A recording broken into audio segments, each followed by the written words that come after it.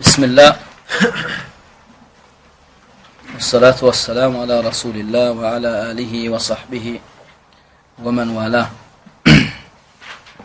El-Veciz kitabının devamı gelip yeten yerimizin namı El-Guslu diye. Gusul almakla.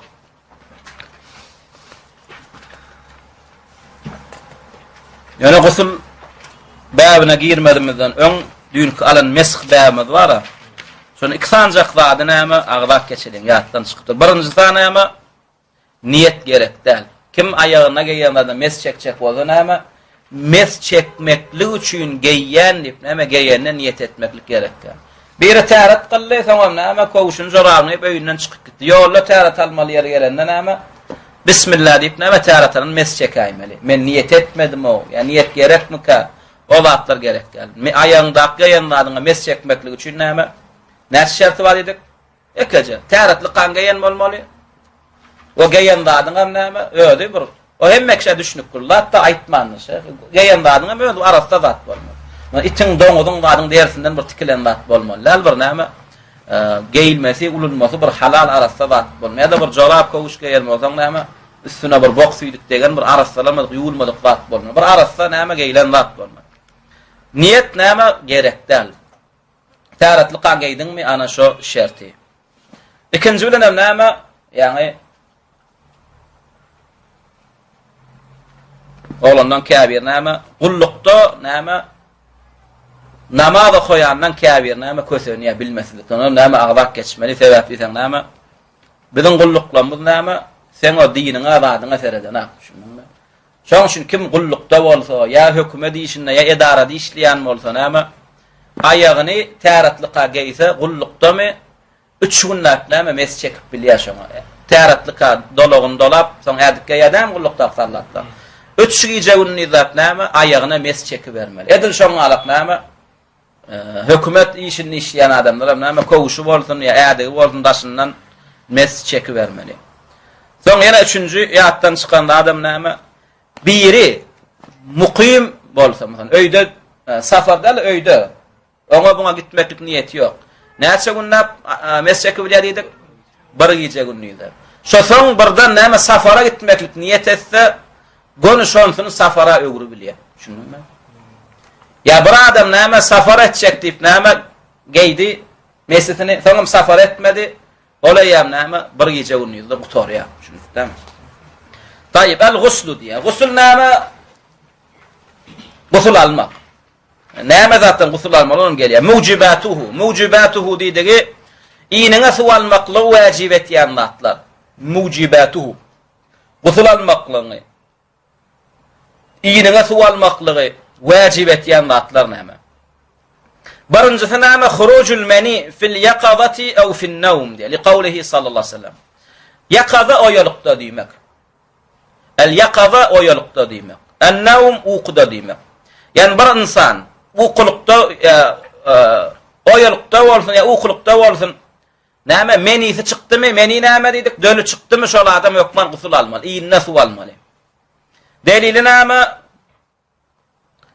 Peygamber sallallahu aleyhi ve sellem innemel ma'u minel ma. Yani su çykdymy? Yani suwun çykdymy hukmani suratda sen näme? Su almaly. Yani gusul almaly. Iňine su almaly. وعن أم سلمة أن أم سليم قالت يا رسول الله إن الله لا يستحي من الحق فهل على المرأة غسل إذا احتلمت قال نعم إذا رأت الماء أم سلمة في غمم آيالنا ما قرن يا أم سليم ديان آيال في غمم يعني قلت نام ديا أي الله رسول ديا إن الله لا يستحي من الحق الله تعالى أتنرى غادي حقيت مقلقتن Yani Allah Teala hak etmeklikten utananok. Şoň üçin hem musulmanlaram hakzady öwrenmeklikden, hakzady öwretmeklikden utanmalylar. Peygamberimiz sallallahu aleyhi ve sellem näme diýär? Ýa-ni tasdiqda ýa Allah Teala hak etmeklikden utananok diýär. Onda utanmaýan bolsa ya Rasulullah meňem sorajak adam aýyp etmedi diýär-de. Düşündiňmi? Sorayan zady näme ýa Ummu Selimin hel alal mar'ati guslun iza ihtalamat. Hel alal mar'a ayalam diýär. Düşünne gusul bolsa diye, gusul almalı mı diye. Düşündün mü? Guslun iza ihtelemet diýdigi, yani düýüşüňde gusul bolsa, ýataňda düýüşüňde değil, ýataňda gusul bolmaklygy ihtilam diýilýär. Bir ýatyrka gusul bolsa, şoňa arapça näme ihtilam diýilýär. Ihteleme, yani näme ýatyrka gusul boldy. Ihtelemet ol ayal ýatyrka gusul boldy. Ayallarym edil erkekler ýalap, ýatanna näme gusul bolsa, yani näme suw gelse gusul almalym diýär. Peygamberimiz sallallahu aleyhi ve sellem näme diýär? Naam diýär. Hawa, ýöne ayalyňky erkekden tapawutly. Näme? Iza ra'atil ma. Suwunyň daşyna çykanyny görse diýär. Düşündiňmi? Ýa-da ayalyňky näme? Gusul bolanda ka halata suw daşyna dökülýär. Ka adam näme? Daşyna çykanak. Emma erkekler gusul bolsa näme? Daşyna çykýar suwy. Şoň üçin näme diýär? Ayallar hem gusul almaly, haçan suwy daşyna çyksa diýär. Wa tushtaratu ash-shahwatu fil yaqarati duna an-nawm. Yani şeyh näme şert edipdir? Oýolukda dölgelen adam näme şahwat bilen gelmekligini şert edipdir. Gusul aljak bolsa. Düşündiňmi? Uykuda däl. Bir ýatyrka turdy gusul bolupdyr. Düşündiňmi? Ýadyna düşenok şahwat bilen boldymy, şahwatsız gelmeli turanda näme üstü başyna näme suwuny tapypdyr, bir gusul almaly. Emma oýolukda bir näme dölgelende gusul aljak bolsa näme bolmaly? Şahwat bilen gelmeli. Aslında bu şeyhin goýan şertem ihtilafly ulamalaryň arasynda. Düşündiňmi? Aslında hem ihtilaflı. Şoň üçin oýolukda bol, ýa-sen düýüşüňde bol, dölüň geldimi, äti ýaşda näme gusul almaly. Ol nämeli gelsin? Şahwatly gelsin, şahwatsız gelsin. Delili näme? Bu aýdan şertine delil getiripdir. Näme diýär Peygamberimiz sallallahu aleyhi ve sellem? İza hadaftal ma'a, yani suwun zyňdyrlyp çyksa diýär. Hadafta diýdigi zyňdyrlyp çyksa. İza hadafta, döllü yani zyňdyrlyp çykýar. Zyňdyrlyp diňe şahwatyň galanyna çykýar. Düşündiňmi? Emma kesel üstüne gelse, ya adam erbet urgu görse de gelýär şonda. Ondan näme zyňdyrlman, ýöne suw akýar. Düşündiňmi? Adam sowuklada, kesellede de gelýär, ondan zyňdyrlyp çykana. Haçan zyňdyrlyp çykýar diňe şahwat bilen. İza hadaftal ma, yani suw zyňdyrlyp çyksa diýär, fagtasil min al-janaba. Ýa-da gusul alýar. فإن لم تكن حادثا إن ذنضر لبشق مثدية فلا تغتسل غسل المدية. إسنادي صحيح. قال الشوكاني رحمه الله بحديث أشقلاتنا الحذف هو الرمي دي حذف ديمك الرمي ديمك دي ذنضر لبشق مطلق دي وهو لا يكون بهذه الصفة إلا لشهوة ودلي لأن لا يكون بهذه الصفة ذنضر لبشق يعني صفات والميا مغرم نام شهوة قالنا دي شهوة بلن نام قال ذنضرلب çıkıyor. ولهذا قال المصنف şoň şunu näme ýazyjy näme diýdi? Wa fihi tanbihun, yani şu taýda bir ünsüňiz çekmeli zat bar diýdi. Olam ala anna ma yakhruju li gayri shahwatin, yani şahwatsız çyksa diýe adamyň dölü. Imma li maradin, yani kesel sebäpli, aw abrudatin, ya sowuklama sebäpli, abruda diýdigi sowuklama sebäpli la yujibul gusla, gusul almakly wajib edena. Diňe täret almakly wajib etýär. Ýöne onda da musulman ätiýaşdan näme kesel sebäpli, ya sowuklama sebäpli, ya urgu sebäpli näme şo suw gelse gusul almaklygy näme gowy. Düşünüklämi? Yani bir adam oýolukda ya düşünde näme döle geldimi gusul almaly. Ayal maşgalada erkek bilen deňeken ýöne ayalyňky daşyna akanyny görse. Enne bäde käbir halatlar gurrun bere olam we men ihtalama we lem yejidil ma'a fala gusla alayhi. Nikah halatda käbir adam düşünde hakykatda näme jinsi gatnaşygyny etýär we düşünde gelýär şo suw, düşündiňmi? Soň oýanyp üstü başyna seretýär we näme lem yejidil ma. Näme? Suw gelmändir. Gusgury, eserem ýok. Fela gusla alayhi. O düşünde geleni näme oňa nämetmeýär, täsir etmeýär. Ol gusul almaýar, düşündiňmi? Ve men wejadal ma, akawr adam turya näme suw gelipdir. Öňün başynda suw var. Ve lem yezkur ihtilaman. Ve düşünde şo zady edennem görmedi. Fe aleyhil gusul, oňa gusul wajib bolýar. Sen ıvrat näme şo suwun gelmekliginde. Sen düşünde şo zady etdiň, suwun gelli, emma oýolukda huşuňda seretdiň gelmändir dämi? Gusul ýok. Turdyň şo suwun gelipdir, ene ýataňda hiç zat ýadyňa düşmedi. Oňa bilen işimiz ýok. Şo suw badam gelipdir däm gusul alýar. Delilan Aişe nemizden qalat, näme diýär Aişe nemiz? Suila Rasulullah sallallahu aleyhi ve sellem. Soraly diýär Rasulullah an rajulin bir adam barada. Yecidul belele ve la yezkur ihtilaman. Yecid turanna di el belel. Suq näme çyg tapýar diýe balagyny üstü başynda. Yani dölünün eserini ya özün tapýar, belellidir çyg öl tapýar diýe. Ve la yezkuru ve hiç yadına da düşenok ihtilam diye. Gusul bolanlığı. Düşünne.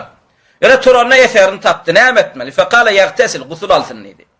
Ve anir racul ve yine bir adam vardı sorarlı. Yara ennehu kad ihtelem. Düşünne arasında neyme geliyor şanti.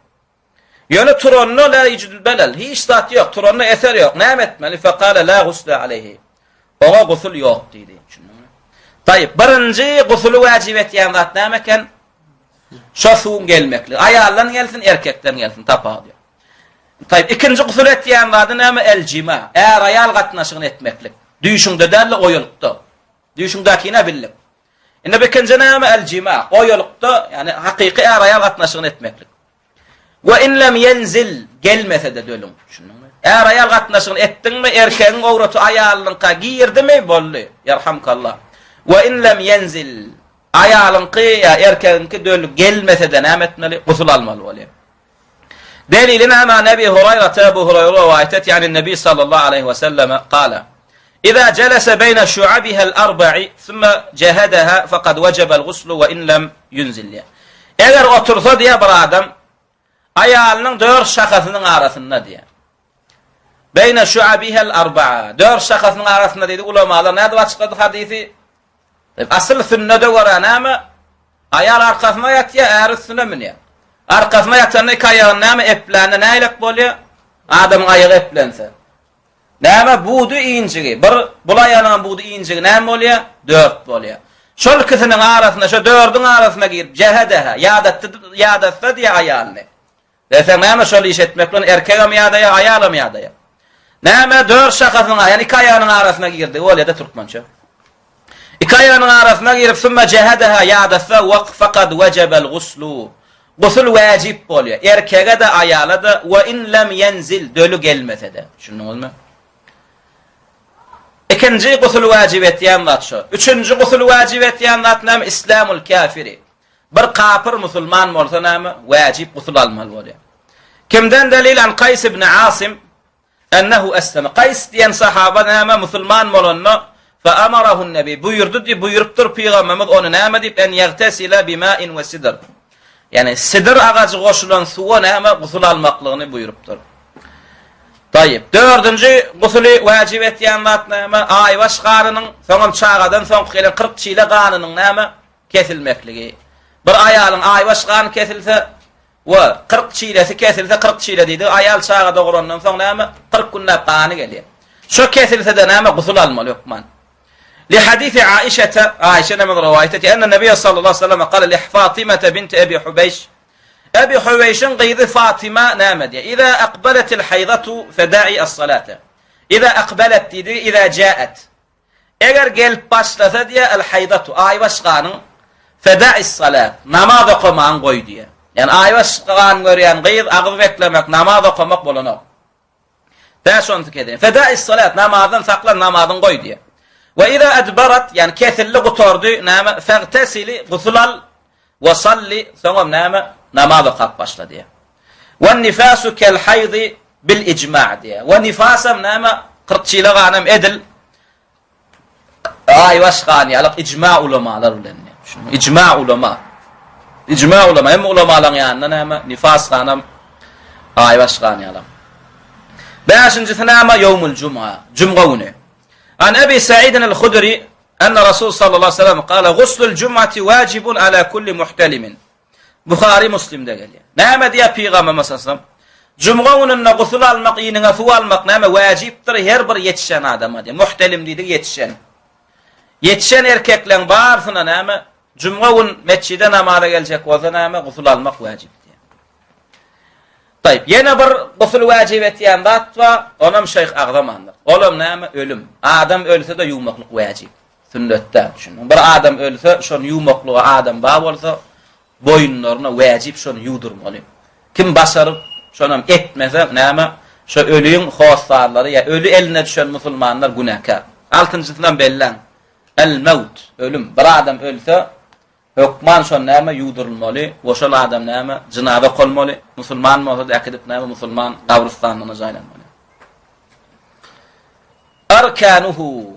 Enne gusul näil alnya şonu uğraşyk. Rukunu. Yani gusul alan adam hükmani suratda şu zat etmeli. Şu zat edilmese gusulu bitene. Birinci niyet, birinci gusul ruknu näme? En niyetu, niyet etmeli. Şu cünüplükten çıkmaklık için suwa düşýänip niyet etmeli. Yani dilinle derle yüreğinle.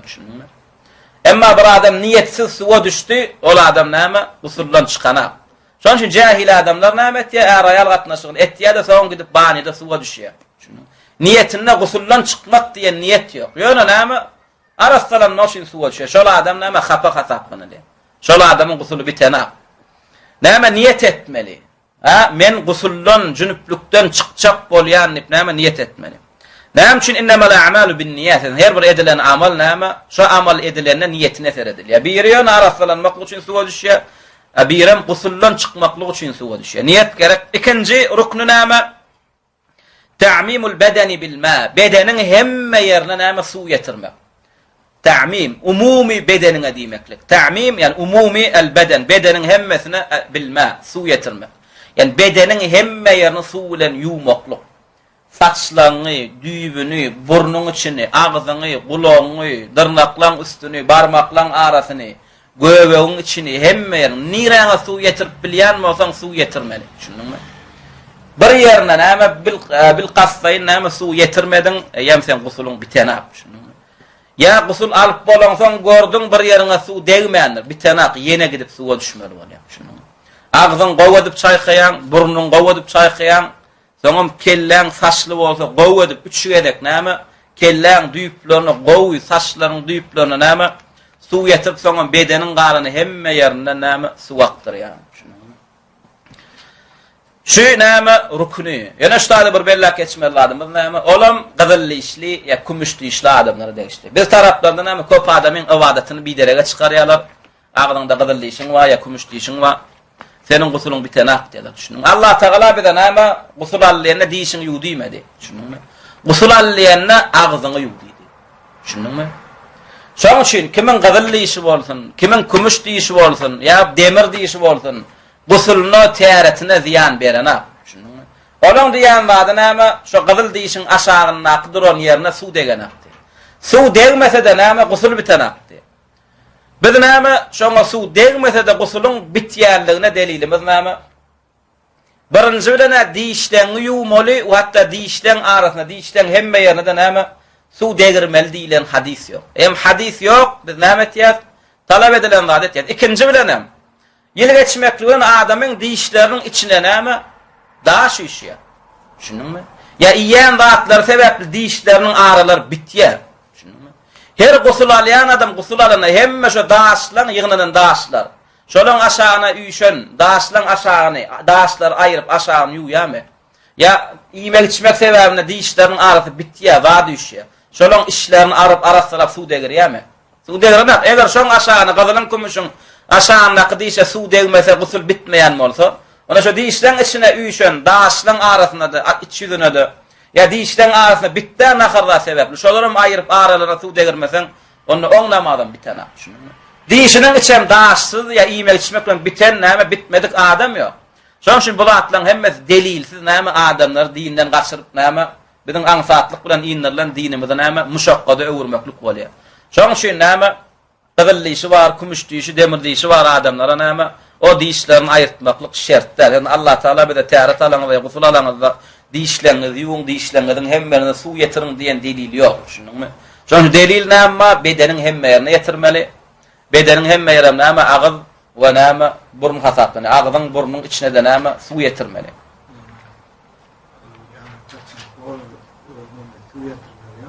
Awa. Gelýär. Tayyip. Ta'mimul bedeni bil ma. Näme iki ruknu bar. Ekin birinji ruknu niyet etmeli. Yani şo suwa düşýände gusuldan çykmak niyeti bilen düşmeli. Tayyip. Şo niyet edenden soňra näme bedenin hemme ýerine suw yetmeli. Tayyip. İki ruknu ýetdi. Indi biz näme sünnet şeklinde etjek bolsak nähle. Peýgamberiň edişýärlik sünnetleri, rukunlary, wajibini gusul etjek bolsak. En gözel şeklinde gusul etjek bolsak nähil sypatda etmeli? Aýşadan rivayet edilýär. Aýşa biz näme diýär? Qalat kana Rasulullah sallallahu aleyhi ve sellem iza igtasala min al-janabati. Yani Peygamber sallallahu gusul alsa diye cünüplükten, gusuldan çıkmak için gusul alsa, Yebda'u başlardı diye feyagsilu yedeyhi. İlk ellerini yuvardı diye. Ayetler iki ellerini yuvardı diye. Sümme yufrigu biyeminihi ala şimalihi. Sonra sağ bilen ne? Dağıttan su alıp çepine koyuyordu diye. Sonra çepeli bilen feyagsilu fercehu. Avratını yuvardı diye.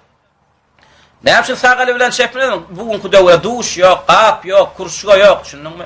Sağ bilen alıp neme çepeline geçirerdi diye suyu. Sonra neme çepeli bilen fercini, avratını ve neme şu suyunun degen yerlerini yuvardı diye. Sümme yetevazza'u vudu'ahu lis-salat. Sonra namazda taharet alışarak taharet alırdı diye.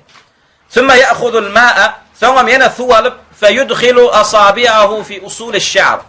Sonra ellerine su alıp neme usul'iş-şa'r dedik saçlarının düyüplerini yuvardı diye. Peygamberimizin neme saçları uzun mu olan?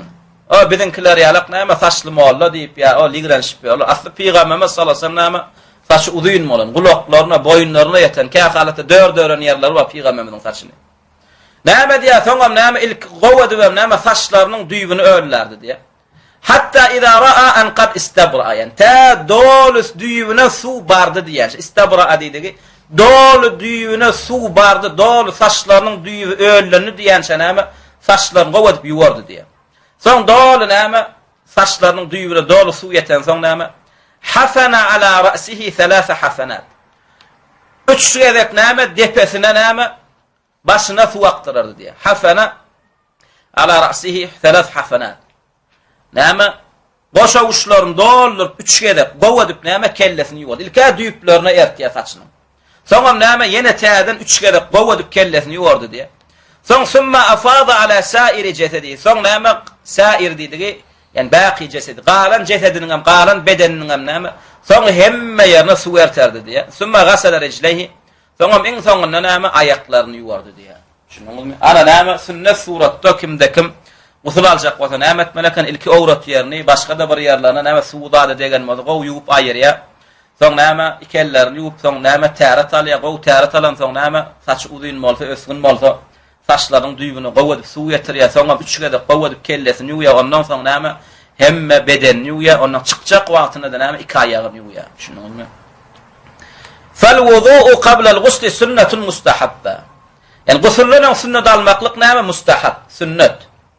Men tevazza'a fakat asab. Kimde kim gusülden taharet alsa diye yani sünnet amal ettiği oluyor diye. Ve men la ve kim neme taharet alman dine gusül etse diye fela haraca. Fela cunaha aleyhi. Ona günah yok. O dine neme bir sogab amal nemet bir sogabdan mahrum oluyor. Sogabdan mahrum olmaklık günahdan maklık. Dine şu sogab sana verir. Yani sünnet neme etmediği adam oluyor. Fakat kâne Nebi sallallahu aleyhi ve sellem ahyanen yetrukul vudu'a qabla al-gusl. Sebetin Peygamberinin öğün kâvat neme taharet alman gusül ederdi diye. An Muhammedin el-Baqir, Muhammed Baqir Peygamberimizin neme artıklarının biri. Şaylanım 10 kımam diyenlerinin biri Muhammed Baqir. Kâle li Cabir. Neme Cabir diyen sahaba aitti diye. Etani ibn ammike. Plan deden oğlu aitti diye ama. Yani yuarridu bil Hasan ibn Muhammed ibn Hanafiye. Yani neme Muhammed ibn Hanafiye'nin gözüne tuttu diye. Kâle li keyfel guslu minel cenabe. Yani gusullan cünüplükten ne edip gusul almalı deyip sorat diye. Kultu şoňandan görrüň berdim diye. Kâne Nebi sallallahu aleyhi ve sellem Peygamberimiz gusul alanına ya'hudu thalâthete akuffin feyufiduha ala ra'si. Yani 3 goşavuş alıp ilki bilen näme 3 gerek näme goşavuçlaryny doldurup başyny yuwardy diýdim diye. Yani Peygamberimiz näme ya'hudu thalâthete akuffin. Yani 3 gerekden goşavuçlaryny doldurup näme yufiduha ala ra'si. Başyny aktyrardy yani kellesini yuwardy diye. Sümme yufidu ala sairi cesedihi. Sonra näme bedeninin qalan yerlerini yuwardy diye.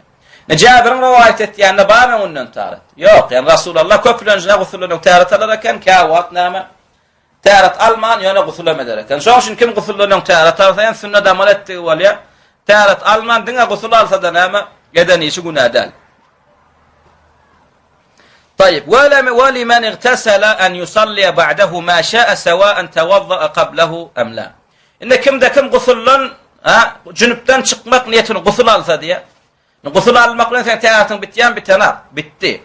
Näme en yusalli ba'dahu ma şa. Şu gusul bilen biten gusul taharet bilen ýan qadam näçe istese o qaversin namazı diye. سواء توضأ قبله أم لا يعني غسل أن تارت علي الماضي تباو دي وقت يعني غسل لن تارت بالتيادية ولا يلزمه الوضوء بعدها يعني غسل لن تارت المقلق أما حكم النال غسل لن تارت بالتيادية عن عائشة نمذ قالت كان رسول صلى الله عليه وسلم لا يتوضأ بعد الغسل من الجنابة جنبلuktan soň gusul alan jünüplük üçin gusul alandan soň diye izinden täret almazdy diye. Şu gusulun täreti ýetýär. Rawahu ashabus sunan yani Tirmizi, Nesai, Ebu Davud, İbn Majah hemme rivayet edip duruş hadisi.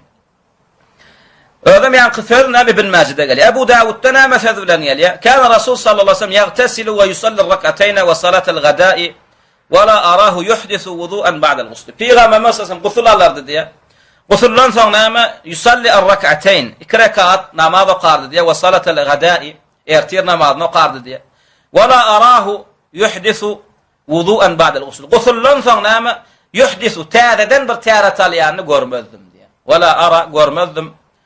Yuhdisu tâdeden wudu târet alyanını diye ba'da'l gusl diye. Şu gusul bilen çäklenirdi diye. Ondan sonra târet alyanını görmektim. Enne yankısen sorun, ele faidetun yaştayda bir faide veriyor, olam nâme.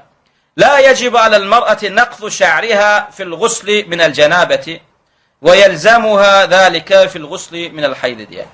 Ayar adamlar diye nâme cünüplükten çıkmaklık için gusul alanına saçın çözmeklik nâme la yelzem, hükman nâli. Şunu mu? Bir ayal gusuldan çıkmaklık için nâme suva düşenine saçın çözmeklik hükman nâli. Haçan hükman molya diye ayvaş kanundan, ya 40 çile kanundan saaplanan näme arastıranmak üçün düşen suwunna, näme gusulunna çözmeli bolýar, örmüne. Nakıl çözmek.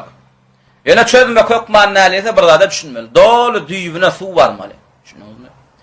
Awa dolu düýbüne, kellesiniň düýbüne dolu suw barmaly. Bärde hükman näli diýen näme çözse günahkar däl. Her gusulla çözüp ýuwsa näme oňa ýeter zat ýok. Yani näme bir ayal mysal günne 2 kere gusul almaly bolýar, moda ýa muşaqqat bolýar. Hasaten näme gyş bolsa, zat bolsa. Şoňa näme saçyn çözmek hukman näme, ýöne düýbüne näme etmeli, gow edip suw ýetirmeli bolýar. Täze emma haýzdan aýwastan ýa 40 çile ganyny nämeden onu näme çözüp doly saçynyň düýbüni hemme ýerini doly ýuwmaly bolýar. Delili Selemeden enemiz Peygamber'in ayalı Müseleme näme diye qalet qultu ya Resulallah Peygamberden soradım de inni imra'atun ashuddu zafra ra'si diye. Men näme saçımı örýän ayal diye. Zafr örmek. Saçımı näme örýän diye. Afa anquduhu li ghusl janabati gusul alamda çödeýin mi diye. Qala la çözmedi diye. İnnemâ yekfîki en tehussi ala ra'siki 3 hasayatin. Yok, şu örümle durqa kelläňden 3 kere gow suw aktyrsaň ýeterdi. Yani kelläňden suw aktyr, gow edibem düýplerle suw ýetir, şo ýeterlik bolýar diýdi. Çözüp oturmak näme şertdälik diýe. Summa tufidina aleyki'l ma'a fataturin. Kelläň 3 kere gow ýuwagdan soňam diýe çözmän şu örümli halyna gow etdi ýuwdy diýe. Soňam näme galan bedeniňem ýuwdy diýe şo ýeterlik boldy diýdi. Şo ýeterlik boldy. وعن عائشة رضي الله عنها أن أسماء سألت النبي صلى الله عليه وسلم عن غسل المحيض diye. Ayşe nemeden rivayet etdi. Esma Peygamberimizden soraktır. Esma kim Ayşe nemeden gyzyjy. Peygamberimizden näme bir ayal hayzyndan, aýwaşyndan çykmaklyk üçin gusul alsa, saçyn çözmelim diýip sorar. Faqala Peygamberimiz ona näme diye? Ta'khudu ihdakunna ma'an wa sidrataha fa tatatahhar فتحسن الطهور ثم تصب على رأسها فتدلكه دلكا شديدا حتى تبلغ شؤون رأسها ثم تصب عليها الماء ثم تأخذ فرصة ممسكة فتطهر بها فقالت أسماء كيف تطهر بها فقال سبحان الله تطهرين بها فقالت عائشة كأنها تخفي ذلك تتبعين أثر الدم.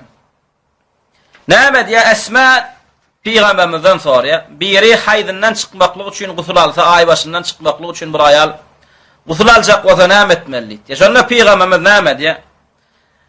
Ta'khudu ihdakunna ma'aha wa sidrataha. Yani sidr goşulan suwunu alsın diye. Yani sabyny suwunu alsın diye.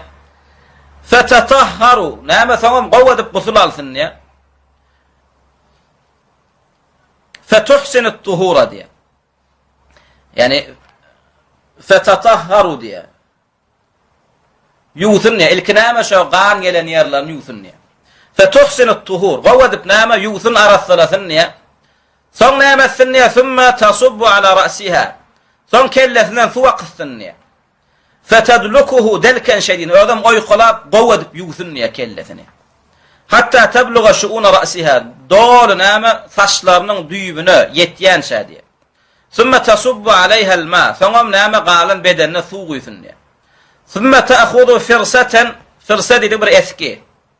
Thumma ta'khudu firsatan mumassakatan dedi atyrly. Mumassaka misk. Bir islica näme bir eski alsın ne? Fatatahharu biha. Soňam näme şoňguladam nämesin ne? Süpürnsün ne? Soňam näme bir atyr çalynan ya bir gowy ennamyňa çyrşaňda is berjek nemeler bolýar, eskiler zatlar bolýar. Şoňgulanam arastalansın diýen. Peýgamber sallallahu gödüňe tutýan zady näle gan ýelen ýerinem soň näme şoňgulan süpürsün diýen.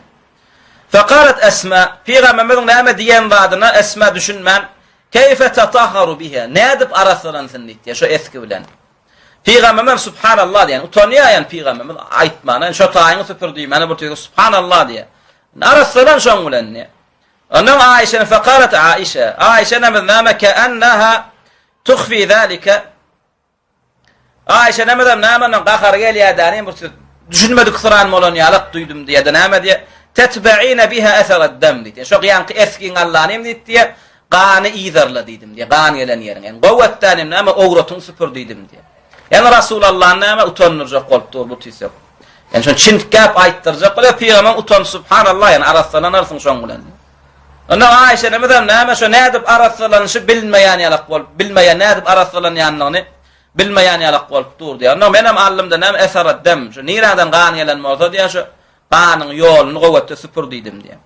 Wa sa'altuhu an ghusl janabati. Wa ila Peýgamberimizden näme soradym diýe, jünüplükden nädip gusul almaly. Faqala ta'khudhu ma'an fatatahharu. Suwalla araslan yudit diýe. Fetuhsinu at-tuhur, son gowatip araslan diýe.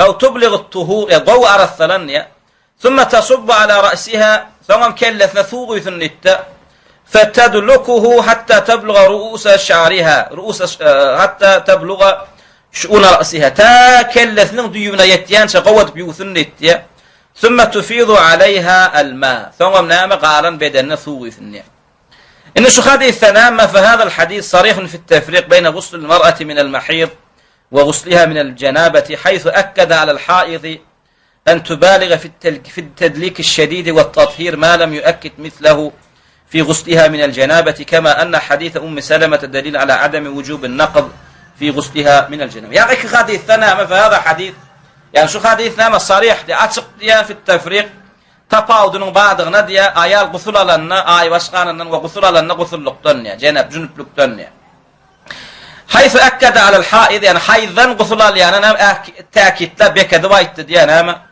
أن تبالغ في التدليك الشديد يعني كلن قو يقلب دول يودي تيا ساتشمي هم يرنديب لرولن أما أم سلمان حديثنا دنامة جنبلكتن غسل المخلوقين آيالا ساتشن çözmekliği buyurmat diye.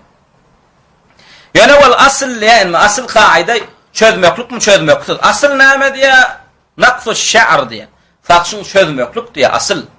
Asıl näme saçın çözüp gowadyp ýuwmaklyk aýallankda.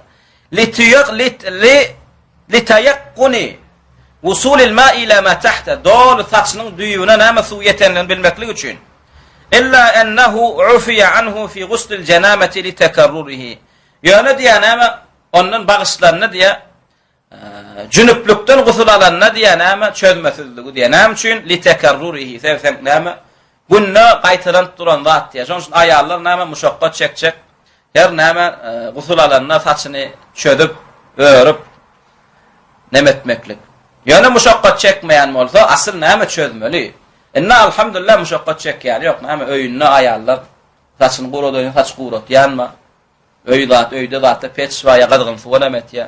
Muşaqqat çekmese näme gusul bolsun, aýwaş bolsun. Dol saçını çödüp hemme yerini düýbün zadyn ýuwmaly. Emma owa bolýar, gum bolýar, meýdan bolýar, gyş sowuk näme Dol saçını çözüp hemen yuyup nemet bununla bir kere geçecek, onu keselecek, muşakkat çekecek olsa, saçını çözüp ben şu örlüğü haline kusul alaya. Saçı örlüğü haline kusul alaya, yönü düyüplerini dolu su ertmeli. Şunumuz mu? Ne faide diye bir faide olamna ama yecuzu lizzevceyni en yagtasila ma'an fi ina'in wahidin. Her ayal nama ikisi bile bir qaaptan gusul alsa bol yani. Yani ilki ayalın girip gusul alıp çıkmalı, son eğri girip gusul alıp çıkmalı, onu alıp ikisi bile girip nama gusul alayın neyse dinine qadağanlar. Yok hatta yanzuru kullu minhuma ila avrati sahibi, hatta bir-birlerinin nama uyot yerlerini görseler nama dinine qadağan edilýän zat yok. Şununmu? Efendim Allah Teala nikah bilen sana nama eğer ayal işin etmekligi halal eden son onun ayalyna seyretmeklik nama. Şununmu? Ya ayala ruhsat berdi eğerinin ona yalançdan nama şu işin etmeklik onun nama eğerinin uğrat yerine seyredenligi hiç dinine qadağan diyor. Şoň üçin delilnem nama Ayşe nemizden getiriyor. Ayşe nemizden nama diye كنت أغتسل أنا ورسول الله صلى الله عليه وسلم من إناء واحد ونحن جنوبان. من ورسول ikimizden bir inadan bir gaaptan nama suwa düşerdi, ikimizden cünüp diye. İkimizden nama gusul diye. Yani Peygamberimiz öz ayalı bilen eden. Bize de nama in gowgarallar. Peygamberimiz de var. Şoň üçin eğer ayal ikisi bir gaaptan nama gusul alsa ve eğer ayal bir-birlerinin uyat yerlerini seyretse dinine hiçbir günahkarçılık yok. Vallahu Teala a'la ve a'lem. Vesselamu aleyküm ve rahmetullahi ve berekatuhu.